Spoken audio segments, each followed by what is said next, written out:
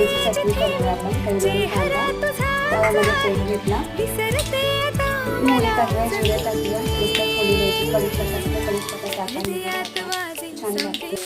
कांदा टाकला, कांदा चांगला गोल्डन थोडंसं शिजून घेऊया. त्यानंतर आपण आंबा टाकणार, कांदा तर चवीनुसार मीठ टाकूया. आता आपण त्यात कैरी टाकूया. तोतापुरी कैरी असते कैरी घेतली. आता आपण थोडीशी कैरी परतूया. त्यानंतर आपण त्यामध्ये टाकूया. चांगलं ही कैरीची भाजी झालेली आहे. त्यावरती आता आपण कोथिंबीर आणि ओला खोबरा टाकूया आपण. मस्त एकदम छान दिसते आणि चवीला पण खूप छान लागते.